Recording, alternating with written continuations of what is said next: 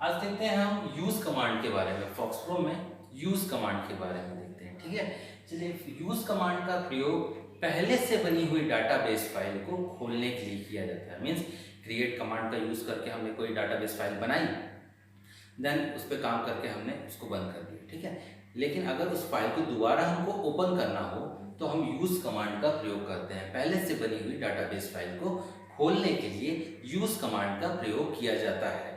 ठीक है, use command में यूज देन फाइल नेम, इसके सिंटेक्स में अगर हम देखें तो यूज के साथ हमको फाइल नेम को लिखना आवश्यक होता है। मतलब जो भी फाइल का नाम है आपको क्या करना है, उससे आप यूज कमांड का प्रयोग करें। देन फाइल नेम मान लीजिए राम नाम की फाइल है तो ये राम नाम लिखिए और ये फाइल आपकी क्या होगी, ओपन होगी। यहाँ सिर्फ आपकी फाइल ओपन होगी। रिकॉर्ड्स को देखना होगा तो आपको डिस्प्ले कमांड या लिस्ट कमांड का प्रयोग करना पड़ेगा।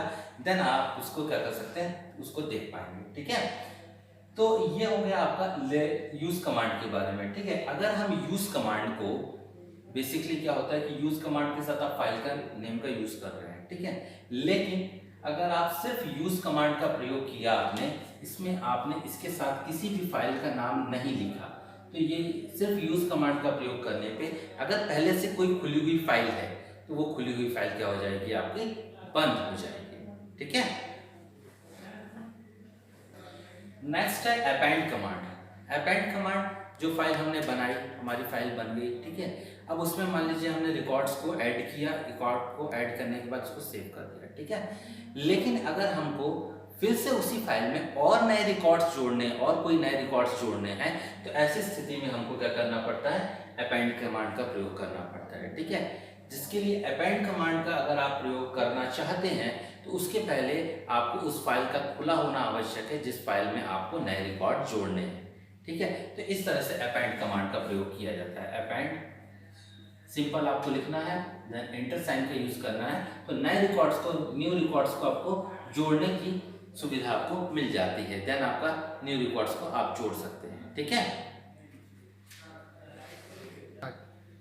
इसके बाद नेक्स्ट है हमारा मॉडिफाइड स्ट्रक्चर।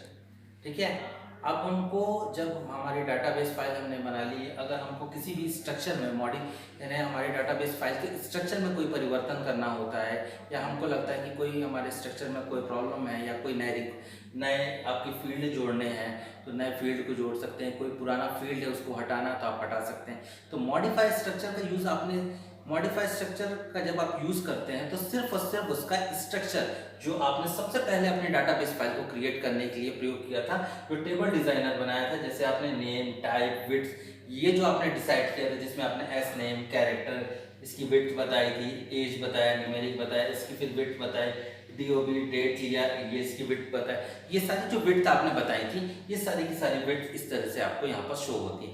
अब अगर आप किसी रिकॉर्ड को, नए रिकॉर्ड को, नए फील्ड को जोड़ना चाहते हैं तो नए फील्ड को जोड़ सकते हैं। मान लीजिए एड्रेस नाम का फील्ड है, इंसर्ट नाम का ऑप्शन रहता है आपके पास, इंसर्ट ऑप्शन रहता है। ठीक है, और एक डिलीट होता है, डिलीट ऑप्शन होता है। तो इन दोनों का प्रयोग करके, इंसर्ट का प्रयोग करके आप इंसर्ट कर सकते हैं, नए रिकॉर्ड को जोड़ सकते, नए फील्ड को जोड़ सकते हैं। उसके साथ आपको उसका डेटा टाइप देना होगा, आपको अगर ये फील्ड का नाम दिख रहा है ये करना है। ठीक है, इनकेस अगर आप बीच में ऐड करना चाहते हैं तो बीच में आप यहाँ क्लिक कर दीजिए, देन इंसर्ट का प्रयोग करें तो यहाँ बीच में अपने आप अपने नए फील्ड को जोड़ सकते हैं। इस तरह से आपके स्ट्रक्चर में परिवर्तन करने के लिए हम मॉडिफाइड स्ट्रक्चर का प्रयोग करते हैं। लेकिन कभी भी आप मॉडिफाइड स्ट्रक्चर का प्रयोग करना चाहें, इसके पहले आपके लिए डाटाबेस फाइल का खुला होना आवश्यक है। अगर आपकी डाटाबेस फाइल बंद होगी तो आप मॉडिफाइड स्ट्रक्चर का प्रयोग नहीं कर सकते हैं। ठीक है, जब आपकी डाटाबेस फाइल खुली होगी तभी आप इस मॉडिफाइड स्ट्रक्चर का प्रयोग करेंगे। और देन इसमें किसी भी, अगर आपको फील्ड को चेंज करना, कोई नया फील्ड नेम लेना है या पुराना फील्ड नेम हटाना है, तो इस तरह से कोई भी काम आसानी से आप कर सकते हैं। Okay, thank you.